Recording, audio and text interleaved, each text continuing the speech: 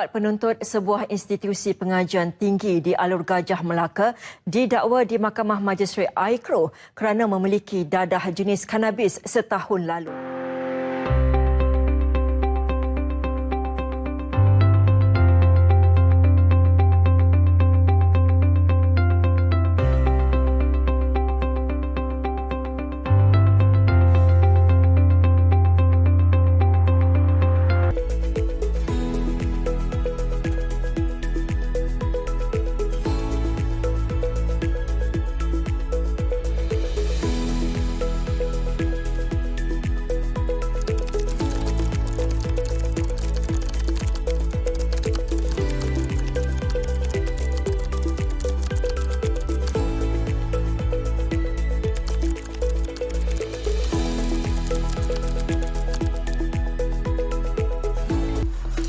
Assalamualaikum warahmatullahi taala wabarakatuh.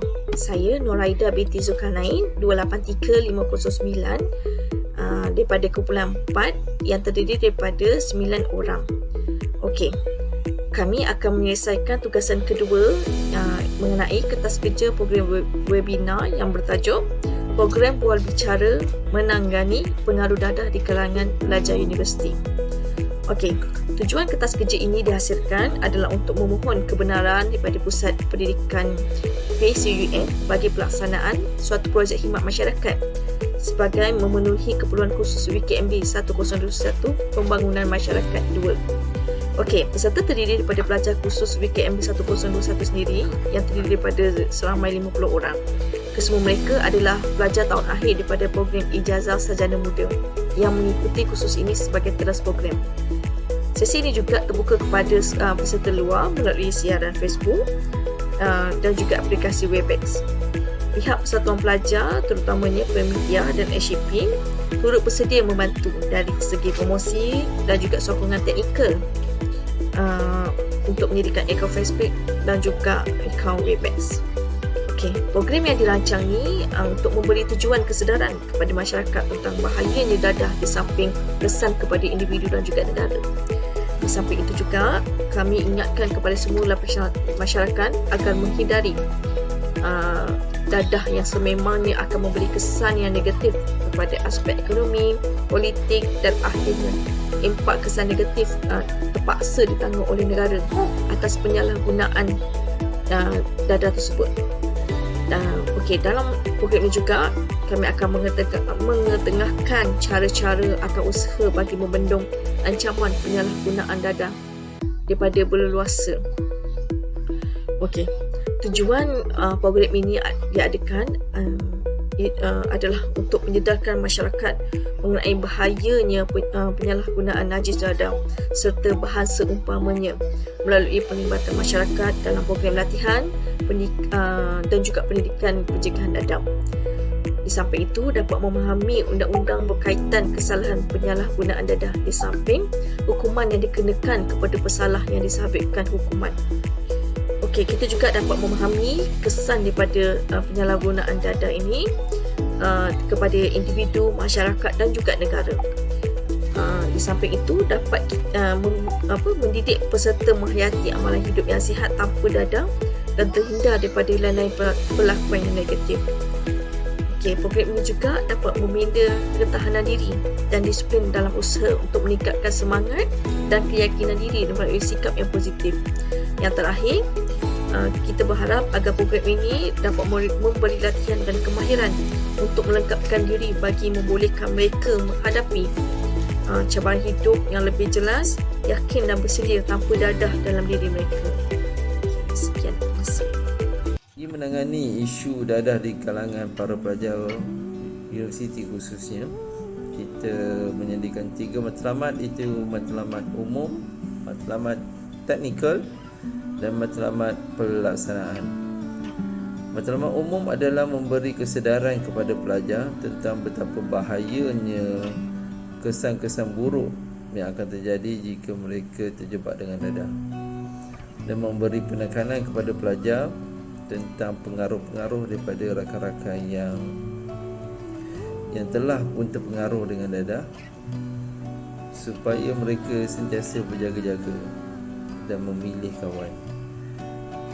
memberi penerangan dan mengingatkan semula kepada ibu bapa akan tanggungjawab mereka terhadap anak mereka, yang mana segala-galanya bermula daripada rumah. Ibu bapa haruslah lebih cakna dengan perubahan sikap anak-anak mereka. Dan bukan ibu bapa sahaja, barisan pensyarah, barisan guru-guru juga akan mengambil tanggungjawab yang sama untuk sama-sama memantau perubahan-perubahan pelajar, perubahan-perubahan sikap pelajar, perubahan yang negatif daripada sikap pelajar, supaya kita mencapai ke arah matlamat negara yang bebas dadah. Dan mengenal pasti segala jenis-jenis dadah supaya mereka kenal yang itu adalah dadah.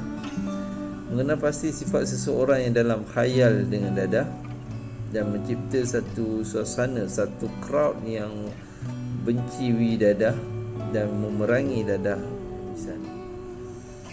Bagi matlamat tadika pula, mempelajari cara-cara untuk menghindarkan daripada terjebaknya kepada penyalahgunaan dadah, dan menyampaikan saluran dan maklumat kepada saluran yang betul jika ada maklumat tentang aktiviti-aktiviti menghisap dadah, khususnya di dalam universiti, ataupun aktiviti-aktiviti menjual dadah. Haruslah dilaporkan kepada saluran yang betul supaya kita dapat membasminya dengan lebih awal, dan mengadakan sesi kaunseling untuk memantau segala perkembangan pelajar. Matlamat pelaksanaan adalah untuk melahirkan para pelajar yang benci dadah, melahirkan pelajar-pelajar yang sihat, melahirkan pelajar-pelajar yang aktif dengan gaya hidup sihat, memupuk semangat kerjasama antara para pelajar untuk sentiasa bekerjasama untuk memerangi dadah. Stroke dan matlamat program ini adalah satu, mewujudkan kesedaran bahaya dadah pada diri, keluarga, masyarakat dan negara untuk jangka masa panjang. Kedua, sosial berkenaan punca-punca terjebak dalam kancah penyalahgunaan dadah di kalangan pelajar sekolah dan ICT.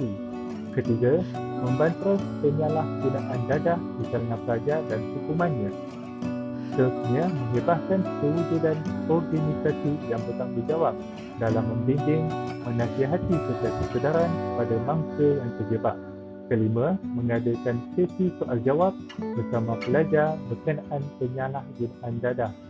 Dan akhir sekali, pencerahan berkenaan kesan masa panjang terhadap institusi sebagai masyarakat dan negara. Seterusnya, punca maklumat. Punca utama adalah masalah penyalahgunaan dadah di kalangan pelajar sekolah dan pendidikan tinggi. Kes penyalahgunaan dadah di kalangan pelajar semakin menurun sejak dari tahun 2016 hingga tahun 2020. Pada tahun 2016, 28,300 kes telah dilaporkan, dan pada tahun 2020 hanya 9,600 kes. Ini hanya statistik kes yang dilaporkan oleh agensi dadah kebangsaan. Walaupun kadar kes menurun, tetapi kes di kalangan pelajar masih tinggi. Punca kedua adalah sebab terjebak keinginan, emosi dan ingin tahu dengan rakan sebaya. Pengaruh rakan sebaya yang telah terdedah dengan pengaruh dadah. Ini lebih mudah pantas mempengaruhi pelajar kerana sifat ingin tahu dan mencuba menjadi salah satu punca. Seterusnya, punca ketiga adalah masalah keluarga, sama ada ibu bapa bercerai atau sibuk bekerja dan kemiskinan serta sebagainya. Isu seperti ini juga menjadi sebahagian punca pelajar terlibat diri dalam aktiviti negatif, antaranya terdedah pengaruh dadah. Dan keempat adalah pengetahuan terhadap dadah mempengaruhi penyalahgunaan dan mengenai dadah. Jika merujuk pada statistik agensi dadah, semakin meningkat umur semakin rendah kes pengaruh dadah. Ini menunjukkan tahap pemikiran dan pengetahuan pada penggunaan kesan untuk pengaruh dadah terhadap diri dan masyarakat sendiri. Kerana kesedaran mengenai pengaruh dadah patut didedahkan dan dilaksanakan peringkat awal bagi membentras pengaruh dadah di peringkat awal ini. Manakala dari segi butiran program, tarikh dan hari pelaksanaan adalah 26 Jun 2022 pada hari Ahad. Dari segi masa pelaksanaan, program webinar akan bermula pada 11.30 pagi sehingga 2.15 petang. Kaedah pelaksanaan, webinar ini akan dijalankan melalui aplikasi Webex dan Facebook Live. Dengan menggunakan platform ini, penceramah dapat berkongsi kandungan dan slide yang relevan dengan isi pelajaran. Pelajar boleh bertanya soalan.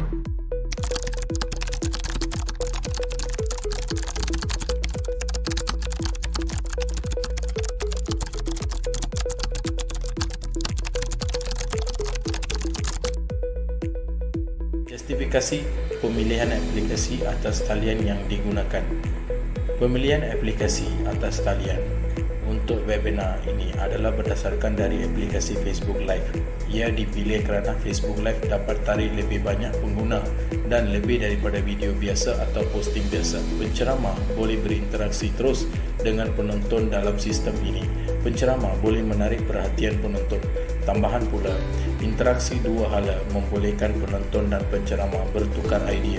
Penonton juga boleh menyatakan soalan yang ingin diajukan sama ada melalui penyampaian suara atau melalui tulisan di ruangan komen yang disediakan. Ini akan membantu melancarkan program dan juga memudahkan penonton dalam sesi soal jawab bersama penceramah. Penggunaan aplikasi Facebook Live juga menjimatkan kos tempahan dewan dan makan minum peserta. Kekuatan dan kelebihan penggunaan aplikasi Webex dan Facebook Live: menjimatkan kos, mampu mencapai penonton yang ramai, kualiti video yang baik, audio dan video yang berkualiti tinggi, perkongsian link video yang maksimum tanpa had. Kaedah ini juga membolehkan penonton menggunakan teks dan emoji dalam mengekspresikan pandangan dan perasaan. Penonton boleh merakam atau save webinar berkenaan dan simpan untuk rujukan. Boleh memulakan panggilan dengan menggunakan email. Tiada had masa, mudah membuat pembahagian skrin dan dokumen untuk pembentangan. Sekian, terima kasih.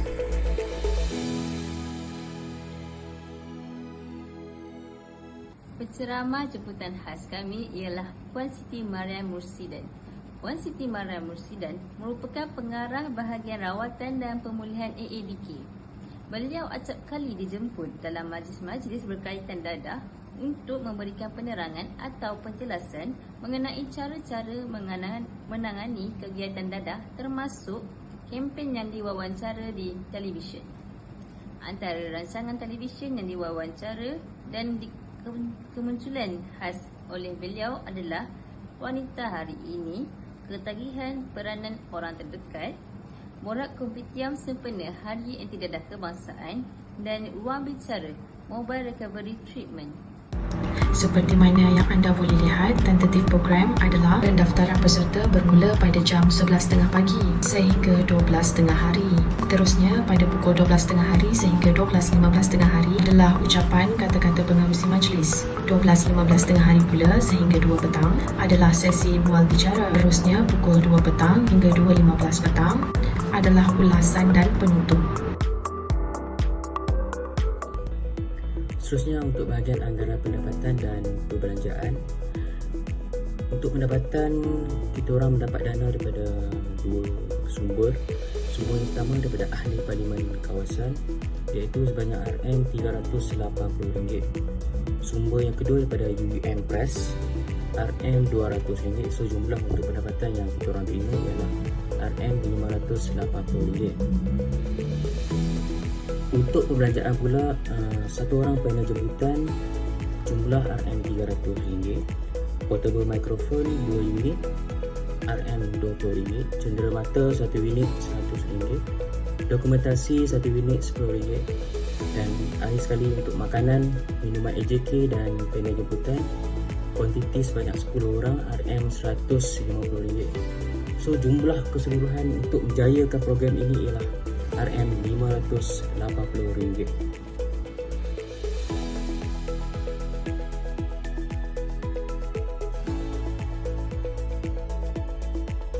Jawatan kuasa pelaksana terdiri daripada penasihat, pengarah, timbalan pengarah, setiausaha, bendahari dan AJK. Kesemua anggota ini bertanggungjawab mengemban tenaga dan memainkan peranan masing-masing bagi memastikan program ini berjalan lancar.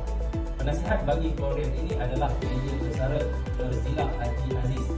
Pengarah pula adalah Nurul Nadia binti Muhammad Khairuddin. Jasmine Nur Aina binti Edi Nur Muhaimi merupakan timbalan pengarah. Manakala Aida binti Zulkarnain. Bendahari pula adalah Muhammad Nasrid Taufik bin Abu Bakar. AJK bagi program ini terdiri daripada 2 orang, iaitu Jasmin anak lelaki Siva, Nio Ahmad Azrail bin Ghazali, Muhammad Ahmad Fitri bin Abdul Razak, Muhammad Fajri bin Hashim dan Wan Muhammad Zulhemi bin Wan Zaini. Dengan kerjasama yang baik antara keanggotaan dan kuasa pelaksanaan ini, diharapkan program webinar ini akan berjaya dilaksanakan dengan jayanya. Secara kesimpulannya, diharapkan agar program yang dijalankan sedikit sebanyak memberikan impak kesedaran kepada masyarakat, khususnya pelajar-pelajar universiti akan akibat penyalahgunaan dadah. Segelintir pelajar di universiti mempunyai pengetahuan yang amat rendah mengenai penyalahgunaan dadah. Oleh yang demikian, kempen-kempen kesedaran tentang bahaya pengambilan dadah wajar dilaksanakan di seluruh pusat pengajian. Justru selaras dengan matlamat pelaksanaan program, iaitu bertujuan memberi gambaran yang lebih jelas mengenai penyalahgunaan dadah kepada pelajar. Golongan pelajar tidak seharusnya terjebak kepada aktiviti penyalahgunaan dadah kerana mereka adalah generasi harapan negara. Masa harapan negara bergantung kepada generasi belia, di mana belia menjadi tunjang pembangunan sesebuah negara. Dewasa ini sama ada kita sedar atau tidak, kebanyakan masalah sosial dalam masyarakat berpunca daripada penyalahgunaan dadah. Selain itu, pada 7 Oktober tahun 2020, menerusi akhbar Posmo, Ketua Polis Kelantan, Syafiq Mamat melaporkan bahawa seramai 340 pelajar universiti terlibat dengan penyalahgunaan dadah di seluruh negara. Hal ini jelas membuktikan bahawa indeks penyalahgunaan dadah dalam kalangan pelajar berada pada tahap yang membimbangkan. Natijahnya, saya dan seluruh ahli jawatankuasa program menyeru semua pihak yang terlibat untuk bersama-sama menggembling tenaga mengatasi isu penyalahgunaan dadah dalam kalangan pelajar universiti.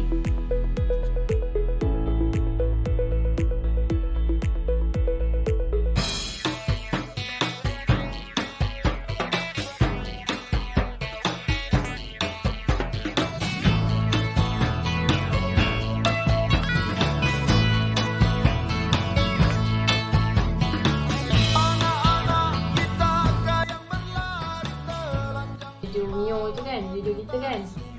Mana better? Bagi audio bagi dengan Audio. so yang sekarang sekali audio. Audio saja. Dia buka maksudnya kalau nak memperkenalkan dia punya background atau Matlamat kan. Selamat. Jasmine dia ada bagi tahu semua. Kalau bandingkan kita dengan grup lain, saya rasa kita ni dah laju dah sebenarnya. Ya, ada masuk sekali bawah tu, poin tu. kalau Kita dah cepat. ada energi Sebab ada empat tu dekat awal buku. Kalau macam tu Mio, kalau So macam PowerPoint tu semua dah bagi kan. Dapat. Kalau kita selitkan poster ke dalam tu dapat dah. Setakat ni okey lah. Tapi kalau ada lah PM yang personal lah, saya personal. Poster untuk kan program ni kan untuk ni kan luar-luar. Rasanya tak ada apa kot. maksudnya kalau tambah tak ada kot. Rezim masih bagi yang jalan ke kan ada jalan penerangan. Lepas tu baru tak dia punya teks, dia punya saya dah buat lah live punya last moment tu lah yang mesti ke kita tu imagine yang buat dah je lah. Cukup kalau okey tak cukup tak masa cukup tu mesti lebih cukup. okey dah dapat tak dapat Itu je tu je. Okey, thank you guys, terima kasih semua. Okay, terima kasih semua. Jangan Thank you. Good night. Good night. Assalamualaikum.